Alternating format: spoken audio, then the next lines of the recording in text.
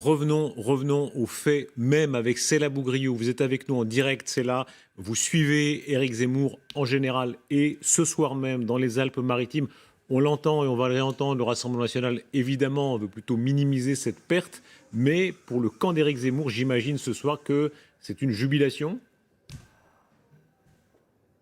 Bien sûr que c'est une jubilation et vous savez que du côté d'Éric Zemmour, on ne se prive pas de jouer sur ce suspense. On assume d'ailleurs ouvertement devant les journalistes eh bien, de choisir le calendrier pour annoncer petit à petit ces ralliements. La technique du salami, disait Marine Le Pen en parlant de Jérôme Rivière, sans savoir que Gilbert Collard allait lui aussi franchir le Rubicon, comme il le disait dans sa vidéo tout à l'heure. Ce qui est sûr, c'est qu'au Rassemblement national, eh bien, on regrette cette défection de Gilbert Collard pour une raison toute simple, puisqu'il y a encore quelques heures, nous dit-on, dans l'entourage de Marine Le Pen, eh bien, il était censé travailler sur la culture et il affirmait au directeur de campagne de la candidate RN qu'il continuait, qu'il poursuivait l'aventure avec eux. C'est un électron libre, nous dit-on, en coulisses. Il mange à tous les râteliers. Et c'est vrai que lorsqu'il était à Nîmes, qu'il a reçu Éric Zemmour, Gilbert Collard jouait déjà sur l'ambiguïté. On a discuté avec lui en privé, en marge de ce déplacement il y a quelques mois. Il nous disait, dans l'intérêt du pays, nous ferons des choix cruels s'il y en a à faire. Vous le savez, il était sur une ligne différente de Marine Le Pen. Il parlait de la dédiabolisation, comme je cite, d'un piège à con.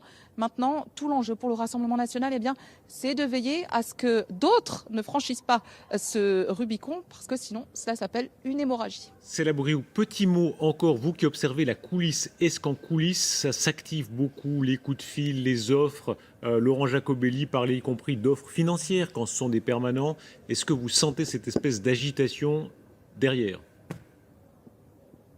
Oui, et déjà depuis plusieurs semaines, depuis même la pré-campagne d'Éric Zemmour, vous le savez, il y a une forte porosité d'abord entre les militants des deux camps, mais aussi entre certains élus qui se connaissent, qui partagent des positions. Vous le savez, il y a quand même une sorte de fracture au Rassemblement national, quoi qu'en disent Marine Le Pen et ses lieutenants, notamment sur la ligne à tenir. Faut-il poursuivre de lisser son image, ou alors au contraire, faut-il revenir à ses fondamentaux, parler à cet électorat qui est en attente des sujets identitaires et qui sont attirés par Éric Zemmour. Voilà donc tout l'enjeu pour Marine Le Pen, faire une campagne qui parvient à rassembler assez d'électeurs pour atteindre le premier tour, mais le second tour, mais dans le même temps ne pas oublier ceux qui jusqu'ici l'ont hissé à ce niveau-là. C'est là, merci beaucoup. Les faits et l'analyse. On poursuit la discussion. Maxime Niedo, ce que disait Jean-Luc Manot en substance, trop de chats, une campagne trop arrondie, trop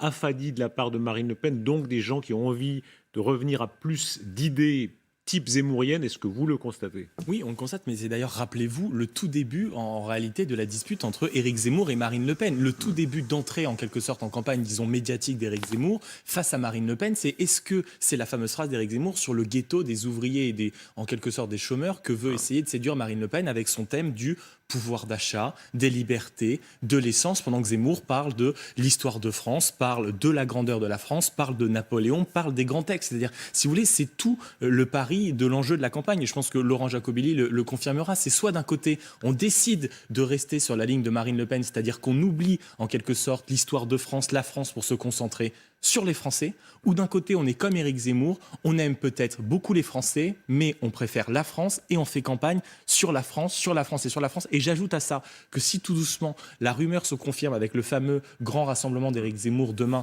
à Cannes, avec le rassemblement de Gilles Platré, ça prouve quand même, pardonnez-moi, et c'est pour aller contredire tout doucement Maurice Safran, son analyse tout à l'heure, qu'il y a quand même à droite une difficulté à choisir sur quoi il va falloir aller dans les prochains mois. Est-ce qu'on va aller sur de l'identitaire, parce que Gilles Platré avait quand même lâché une absurdité sans nom sur les plateaux dans une indiscrétion crasse, dans une discrétion assez crasse plutôt, qu'il parlait d'épuration ethnique sur les plateaux, en plein moment de la primaire. Donc si vous voulez, il y a quand même cette tendance à droite. Où est-ce qu'on va se positionner ? Ou est-ce que justement, on va continuer à se satisfaire de Valérie Pécresse, qui séduit Wauquiez, qui séduit Ciotti et qui séduit cette frange-là. Laurent Jacobelli, réponse là-dessus. Oui, un petit bémol sur l'analyse de Maxime Yeddo.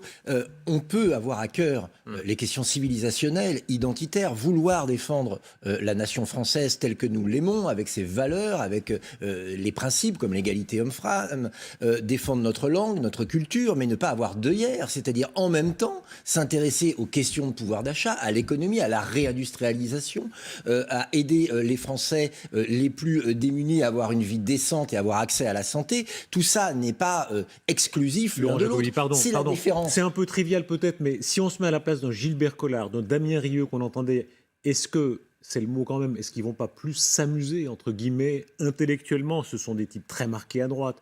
Ils ont envie de panache, ils ont envie de castagne. Ils n'ont pas envie de faire une campagne pépère en parlant de pouvoir d'achat, vous savez bien. Mais c'est leur choix. Si pour eux, le parti de Zemmour, c'est un Disneyland politique, qu'ils le fassent. Le souci de Marine Le Pen et notre souci autour d'elle, c'est qu'elle devienne la première présidente de la République française pour appliquer un programme national qui protège et défende les Français. Écoutons toutes les réactions. On a entendu le parti maintenant d'Éric Zemmour avec Damien Rieu, le Rassemblement national.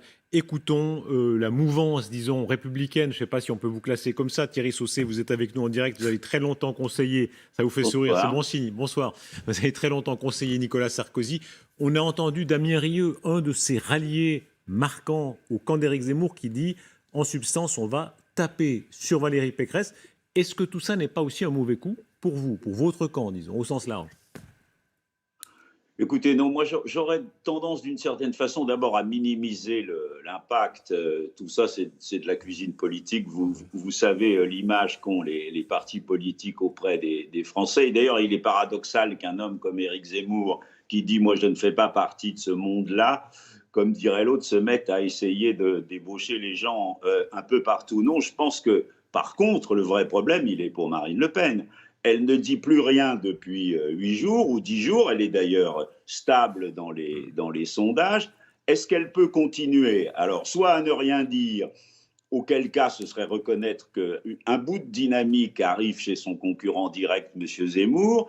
Et si elle change, en même temps, il peut y avoir une opération de contre-image dans l'opinion publique. Et donc, je n'exagère pas le phénomène de ralliement. Par contre, je pense que pour Marine Le Pen, c'est un véritable défi, oui.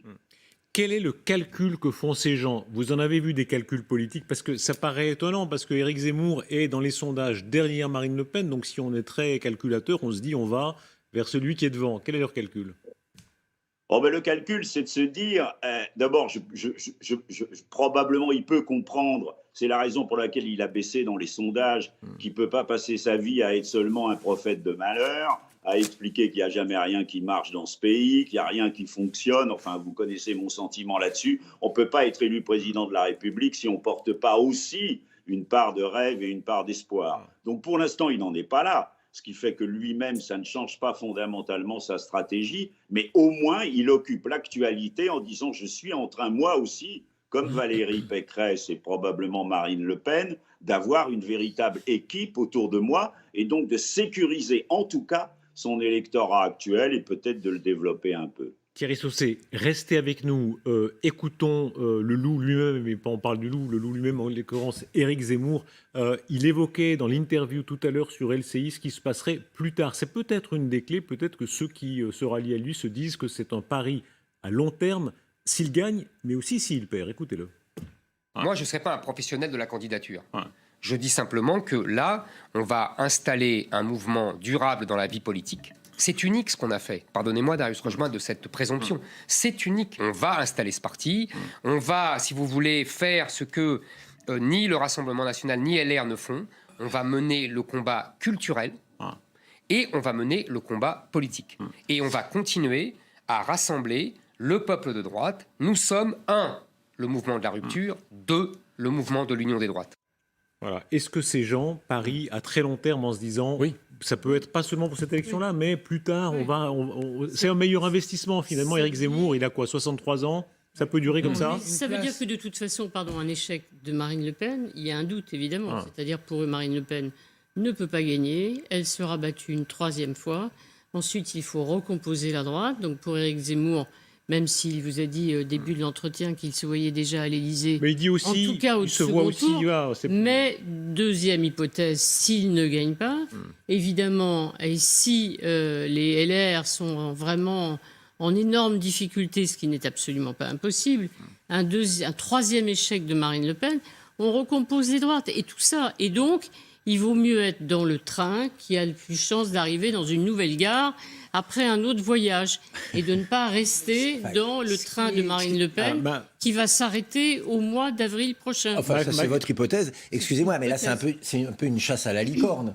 Si croire que rassembler les droites, comme ils disent, c'est diviser encore plus avec une candidature, ça va réussir. Je pense qu'ils se mettent le doigt dans l'œil. S'ils croient qu'avec 12% dans les sondages, avec une logique de division, d'exclusion, d'insulte de certains Français, on pourra réunir une majorité plus que quelqu'un qui est donné à 18-19%. Laurent Jacobelli, là encore, pardon. c'est une erreur d'analyse. Les sondages du second tour, C'est on sait très anachronique. bien qu'ils sont très relatifs, ils valent ce qu'ils valent, mais D'accord, beaucoup de gens, et au Rassemblement national et chez Zemmour, pensent qu'ils ne peuvent pas gagner, mais il peut faire une belle carrière quand même, franchement. Oui, Si c'est une question de carrière, alors il est comme les autres. Et puis, honnêtement, on est tous pareils. Tout le monde fait carrière. Honnêtement, personne n'est assez naïf pour croire qu'il ne fait pas le jeu du système.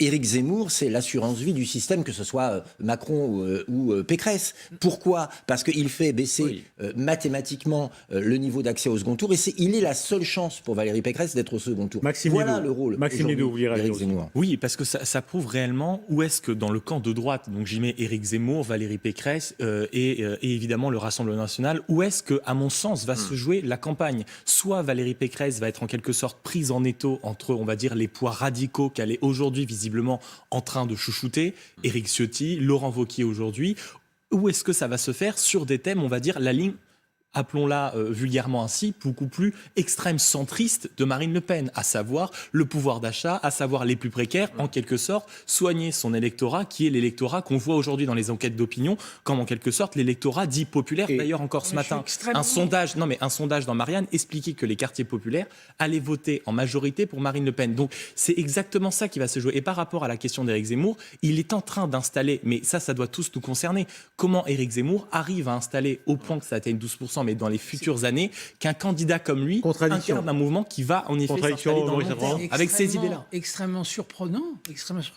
La semaine, alors c'est un excellent coup, Collard, très bien, passons. La semaine où tout va plutôt mal pour Éric Zemmour, où dans les sondages, il a une chute spectaculaire. On nous explique ici sur ce plateau, Maxime et tout à l'heure Thierry Sausset, que il revient d'une certaine façon au centre de la campagne. Si, pour vous répondre Maxime, si les droites sont identitaires, sont seulement identitaires, si la campagne des droites est seulement identitaire, Emmanuel Macron est réélu. Pour l'instant, cher Thierry Sausset, c'est la campagne de Pécresse qui est extrêmement floue et plutôt incompréhensible. Non, mais toujours, on est dans le même problème. C'est vrai que c'est une semaine qui a été très dure pour cette semaine, elle est difficile pour Zemmour et pour Pécresse dans une certaine mesure. Pécresse accorde de 2 sondages qui, pour la première fois, disent qu'elle fait au deuxième tour face à Macron le même score que Marine Le Pen. C'est-à-dire que l'argument principal de Pécresse, qui est « je peux gagner quand l'autre ne peut pas gagner », s'érode. On va regarder si ça dure. Et Jean-Luc, on va voir dans un instant. Et le deuxième élément qui vient, c'est quand même toute une littérature et une impression qui se développe de se demander si, à son corps défendant peut-être, Zemmour n'est pas l'idiot utile de la droite, parce qu'en réalité, si Zemmour s'effondre, il n'y a plus d'accès au second tour possible pour Valérie Pécresse. Donc c'est quand même une équation politique, et les Français, c'est un peuple assez politique, assez politisé. Je ne crois pas qu'il vote tactique, mais il comprend ce qui se passe. Pourquoi ces ralliements, avec ce ralliement important de la soirée, Gilbert Collard qui passe à Éric Zemmour? Écoutez, une des voix du Rassemblement national, qu'elle complète la vôtre, c'est Sébastien Chenu. C'était avant la nouvelle, mais déjà les ralliements des derniers jours, et il les commentait. Il y a une espèce de mercato politique à chaque élection présidentielle. Je pense que d'abord, les Français sont assez lassés finalement de tout ça. Je crois que ces ralliements de gens qu'ils ne connaissent pas, parce que ce ne sont pas des gens qui ont une immense notoriété, correspondent souvent à des histoires de cuisine politique interne, de règlement de compte, de déception. Vous savez, sur l'aigreur et la déception, il y a beaucoup de parcours qui se construisent. Donc voilà, je pense que ça n'a pas un intérêt fondamental. Ça ne fait pas déplacer de voix. Ça n'intéresse les gens qui ne s'intéressent comme nous. Et avec nous, Mathieu Louvès, vous représentez le camp d'Éric Zemmour. Bonsoir, merci d'être en direct. Bonsoir, merci à vous. On a entendu le commentaire de Sébastien Chenu. Lui dit les aigris.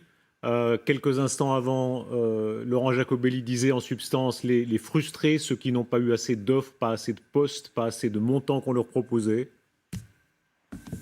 Et vous savez, nous, ce qu'on constate en premier lieu, d'abord, on n'est pas ce soir à même de confirmer ou pas si Collard rejoint Zemmour, comme le titre le dit. Mais nous, ce qu'on voit, c'est qu'il y a une réelle dynamique d'union de la droite derrière Éric Zemmour. La politique qui compte finalement, c'est aussi les dynamiques. Et on voit aujourd'hui qu'Éric Zemmour est en capacité de réunir des personnes issues des Républicains, comme ça a été le cas avec Guillaume Pelletier qui nous a rejoint il y a quelques semaines, et des personnes issues du Rassemblement national, comme ça a été le cas cette semaine avec Jérôme Rivière, ou encore il y a quelques jours avec Damien Rieu, et peut-être demain avec Gilbert Collard. Donc finalement, Éric Zemmour réussit à concrétiser ce qu'il a toujours théorisé. Ce qu'il a théorisé, c'est cette union des droites qui est la seule possibilité pour gagner en 2022 et pas Emmanuel Macron. On voit aujourd'hui que Marine Le Pen est en incapacité de réaliser cette union des droites puisque les personnalités LR et les électeurs LR ne veulent pas de Marine Le Pen.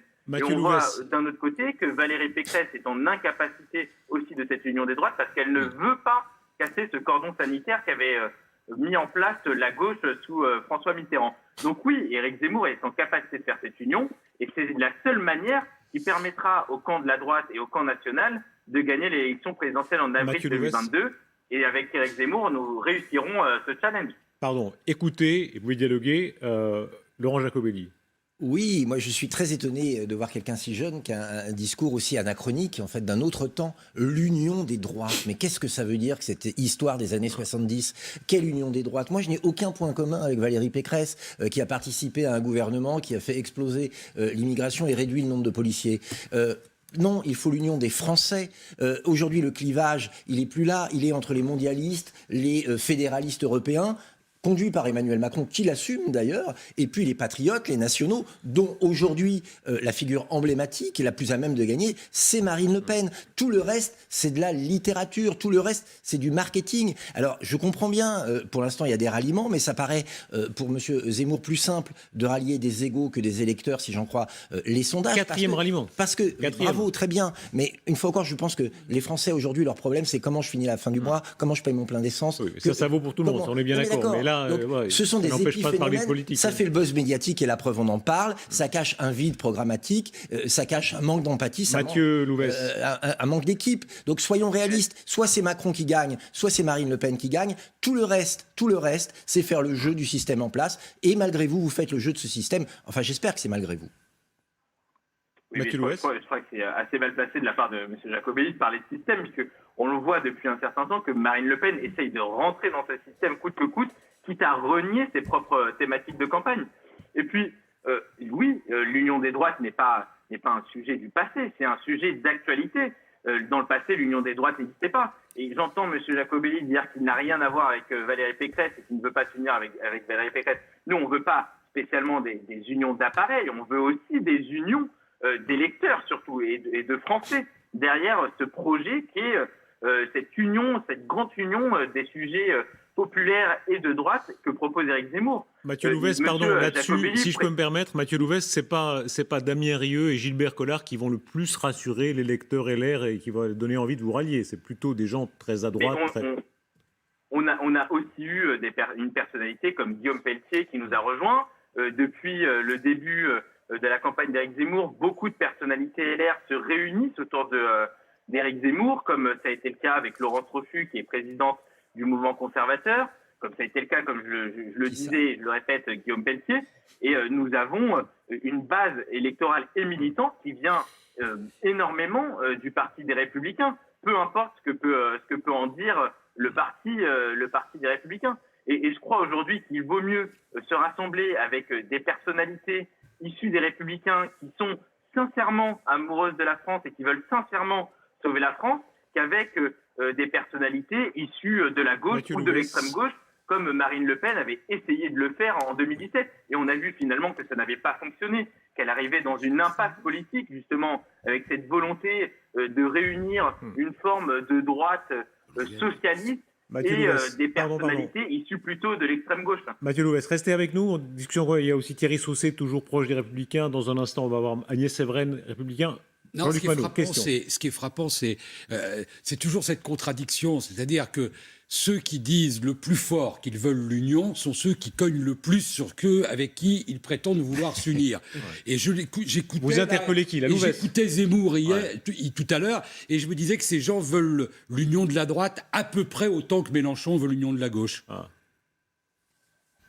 Mathieu Louvès, question, c'est une question, c'est une remarque, c'est une question. C'est un peu ce que je vous demandais alors. Au fond, est-ce que vous ne cherchez pas la castagne et le combat? Et typiquement, ces gens-là, ce sont des gens de castagne. Damien Rieu, Gilbert Collard, ils aiment ça, ils aiment la provoque. Si on peut aimer ça, hein, c'est le panache, mais c'est pas fait pour gagner, c'est fait pour faire du maximum de bruit, quoi.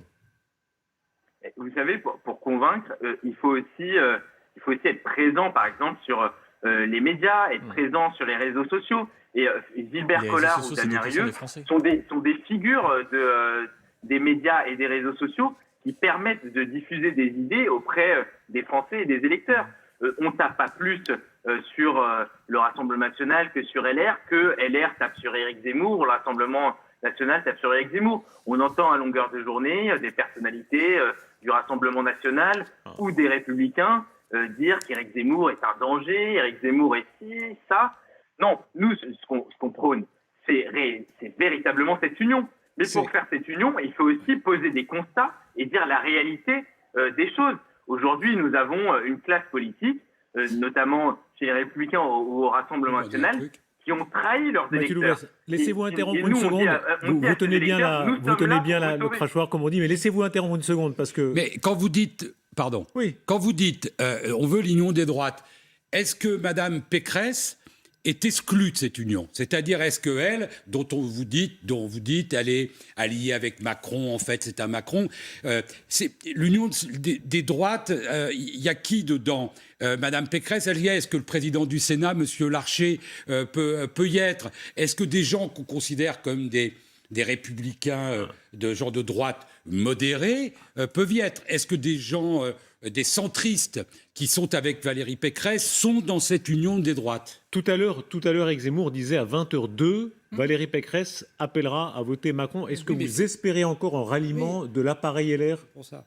Donc c'est votre droite, mais c'est pas la droite française telle qu'elle est. Alors vous savez, moi j'ai été, et j'ai encore ma carte aux Républicains, et donc je connais bien ce parti. J'y ai passé 8 ans de ma vie militante. Il faut vous la prendre rapidement, non? Et comme nous avons toujours été très clairs, Marine... Oui. Pardon, diversité des points de vue. On a là le Rassemblement national en votre personne, on a les Zemmouriens, et puis toujours Thierry Saucet qui peut réagir à ce que vous disiez et à ces images du jour, parce que Valérie Pécresse aussi, elle soigne une partie de sa droite, c'est Laurent Wauquiez, elle est allée le voir sur ses terres, en Haute-Loire. Est-ce que Valérie Pécresse est menacée, Thierry Saucet, par ce qui est en train de se passer? On voit là le jeune Mathieu Louvès qui a plein d'ambition, notamment pour l'aile droite de Valérie Pécresse. Non, je ne crois pas. Je crois que Valérie Pécresse, écoutez, franchement, elle compte les coups. Hein. Dans ce combat entre Marine Le Pen et Éric Zemmour, elle doit regarder ça d'assez haut. Elle continue sa campagne. Elle a fait l'union la plus large autour d'elle. Et donc, je ne vois pas en quoi elle serait impactée, sauf peut-être sur un point. Maurice Safran m'a sans doute mal écouté tout à l'heure. Moi, j'ai beaucoup minimisé le coût politique, parce que vous connaissez l'image, je disais, des partis politiques.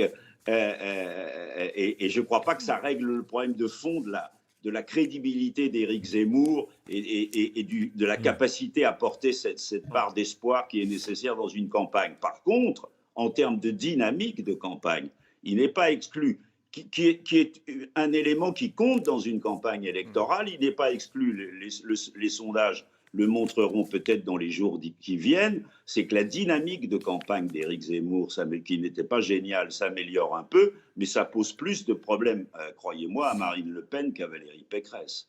Thierry Sausset, merci beaucoup. Maxime Niedo, ce qui Merci est à vous. merci. Ce qui est en train de se jouer là, on voyait le sondage, ils sont pas très loin, les trois droites. Ce ralliement, Gilbert Collard, il pèse pas grand-chose en termes évidemment de force de courant, mais voilà, c'est une gueule, c'est une voix.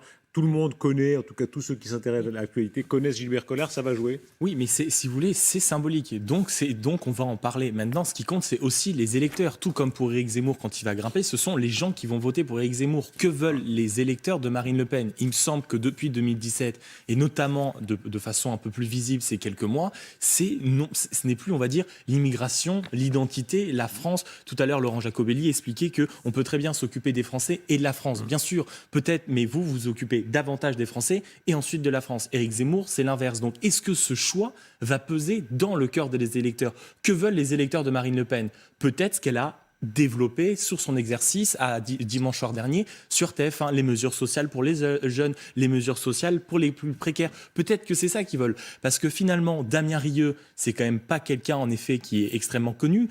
Il a un pouvoir d'action sur les réseaux sociaux, notamment sur Twitter. Twitter, ça représente quoi? Moins de 5% des Français. Je ne suis pas sûr qu'on va aller cueillir des électeurs chez 5% des Français. Et Gilbert Collard a énormément de talent. Il en a eu éminemment durant sa carrière d'avocat. Mais qu'est-ce que ça pèse aujourd'hui électoralement, pardonnez-moi, et dans les idées du Rassemblement national? Il me semble pas grand-chose. Une fois encore, ce qui compte, il me semble, ce sont les électeurs. Et ça, l'espèce de paysage médiatique qui est en train de se dessiner, ça va être, on va dire, les deux angles. Vous faites sourire Jean-Luc Manot. Oui, et je vois pas pourquoi. Jean-Luc Manot, parce qu'on a les infos dans ça m'inquiète. Parce que je trouve que c'est une pétition de principe qui dit dans une élection ce qui compte les électeurs. Je pense que c'est une thèse à laquelle on va se rallier. Non, mais outre les mouvements des appareils politiques, c'est ce que. Voilà, ça c'est les moqueurs. Ce qui est troublant, c'est que quand, dans les sondages Harris, il y a eu le phénomène Zemmour qui est apparu, qu'il était à 17-18, on a prédit, moi je me retrouve dans une position où je défends plutôt Marine Le Pen, c'est curieux là, mais on avait prévu qu'elle disparaisse complètement. Des grands leaders de la droite républicaine m'ont expliqué. C'est pour ça que je me demande des principes de base avec les électeurs. Revenons-y dans un instant. Revenons-y dans un instant. Je vous propose de faire simplement le point de l'actualité, à commencer en effet par cette nouvelle politique de la soirée, ce nouveau ralliement pour Éric Zemmour. C'est l'information donc de ce vendredi. Le député européen Gilbert Collard abandonne Marine Le Pen pour rejoindre l'ancien polémiste. On va rejoindre Céla Bougriou dans les Alpes-Maritimes. Céla, vous suivez Éric Zemmour dans ce déplacement. Et ce soir, évidemment, c'est la joie dans le camp zemmourien. Oui, Darius, parce que quel meilleur moyen pour relancer une dynamique dans les intentions de vote bien que de feuilletonner tout un tas de ralliements. C'est précisément ce qu'est en train de faire l'équipe d'Éric Zemmour et elle l'assume avec cette idée filigrane de donner plus de force au message qu'il martèle depuis des mois, l'union des droites entre d'un côté les Républicains, de l'autre le Rassemblement national. Côté RN, on tente bien sûr de minimiser ce qui est aujourd'hui un coup de massue avec cette nouvelle défection. Pas de mots assez durs pour qualifier le départ de Gilbert Collard. C'est un électron libre. Il mange à tous les râteliers. Il y a encore quelques heures, il regrettait également la duplicité de certains cadres du RN qui songent à changer de camp. Ensuite, ce qu'on nous dit également en coulisses du côté de l'équipe de campagne de Marine Le Pen, c'est que l'argument de l'union des droites, nous ne cherchons pas à le faire, à le défendre. Nous sommes dans le camp des nationalistes contre les mondialistes. Nous ne courons pas le même lièvre. Pourtant, on sent bien tout de même un vent de panique,